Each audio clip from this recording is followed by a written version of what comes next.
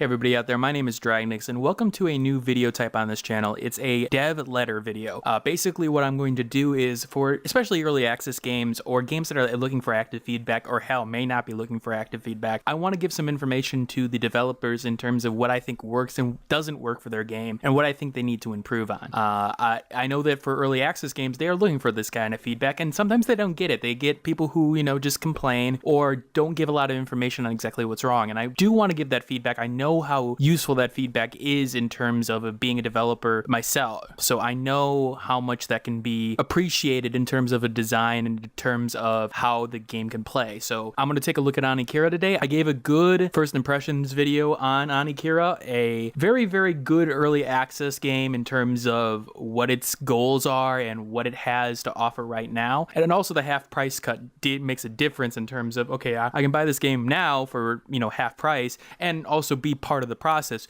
Gives me an incentive to do it. So I'm going to get right into it. Basic combat in this game, I do like the combo mix-ups. I do like how you have multiple ways of killing your enemy and the strengths of each weapon. Developers, I do think there is one thing you guys can improve on here. I do love the variety of weapon. I do love the huge club, the shorter, smaller and quicker blades. I do like the Nagasaka. I think I pronounced that right. But one of the things I don't think you do well in terms of teaching the player is teaching them what is the best way of using those weapons in certain situations. Like, for example, I noticed with the arm blades that one of the things that I could do was group enemies together rather quickly. They was able to position enemies bunched in an area, and so I could use that to maybe use in a bigger powerful attack such as with the club. I didn't get that impression from when using them in the game, and one of the things that would be nice to see in terms of your game progression is to naturally introduce that element to the user. Maybe put in a situation where you have a tight space or a situation where it's naturally you're going to want to move enemies to it, especially after you introduce the blades. You introduce a lot of weapons very, very quickly in the game. I know that may be just because of the levels that you're designing, that this is the first two levels, you want to show all the abilities that you have in your game right now, but the fact that you're introducing it so rapidly, it is nice the fact that you have so many options early, but it also doesn't give you enough time with each weapon to understand what its strengths and weaknesses are. I think that will improve obviously as you come out with more levels of the game, but it's something to keep in mind is that your level design and your enemy placement does seem to make a big difference. Now, one of the things I do know that you guys are still polishing the game, I realize that on your store page, you indicate that you are looking for feedback regarding the actual aspects of the fighting game design, that should this move be allowed to cancel into another move, cancel or buffered, etc. One of the things I will say in terms of your gameplay right now, I know that you guys focus on the gameplay in terms of the fighting mechanics. That's obvious. You put an emphasis on that, and I love that. I will say this, though. In terms of getting hit by the enemy, it's lacking in terms of feeling the impact of an enemy's hit on you. Your character doesn't really flinch. He doesn't really, unless if he's in the air. I noticed that in the air he does seem to do something, but if he's on the ground, it's very, very hard to tell that you actually got hit other than the health bar.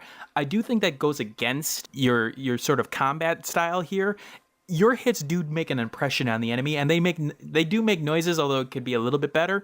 You don't make any noise, and in fact, when you die, it really doesn't give you an impact of, oh, hey, you died. I know that's probably because you haven't gotten to that section in terms of adding those effects there. However, that does sort of play into the combat section where you feel the moves and feel everything that you're doing in the game, so you may want to take a look at that. One other thing I do want to mention, especially with the grenade type and projectile type of enemies. One of the things I did notice, and it's hard to notice in the combat arena, but it's really present in the story mode, is the inability to see the projectiles in question. Now, and I want to also continue that to the lasers with the flying enemies. Now, the thing is that with color design, one of the things you got to do is that when you have a backdrop, you got to try to use complementary colors. Colors are actually that sort of go against each other. Red and green is usually a good example. Red sort of makes green pop out. Green sort of makes red pop out. One of the things I noticed with your projectiles, especially the grenades and the lasers, it mattered where you were in the game. They, especially early on, you had trouble, I had trouble seeing it, was the fact that it blended into the background. Now, I don't know if this was purposeful. It might have been, so that you actually have to pay attention. But the thing is that it really sort of makes you focus to get a real close to the screen to make sure that, is that a projectile or not? I think that can be done better. I think if you gave it some kind of glow to it, or the laser was a different color for the flying enemies, for for example, I think that would make a huge difference, because then it becomes clear, oh, hey, that's something I need to avoid.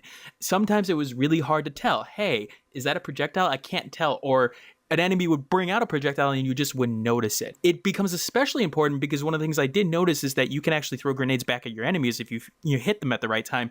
And when you have a mechanic like that, you really want to take advantage of it. I loved the fact that I could do that. The first time it happened, it was a sort of a badass moment. Like, oh shit, look what I did. You sort of want to draw attention to that. Like, hey, you're a badass. Hit that thing back at the enemy. Yeah, you can do it. I'm going to take a moment here to a couple of things that I noticed on there. Your text placement, obviously you guys probably know this already. Your text placement looks a little bit wrong in some places. Here's some examples that I showed. Some text boxes are off. I'm going to play a little more before I add any more to this at this point. I want to give a little bit more feedback in terms of the depth of the combat, but I wanted to start off with these things because I know as a developer you're looking for things to develop or bugs to fix, and I think these are a couple things you guys can start with. Hey, thanks for watching. If you have a chance, leave some feedback and comments below. If you liked the video, hit that like button. And if you want more content like this, hit that subscribe button. This is Dragnix signing off, hoping that gaming brings as much fun to you as it does for me.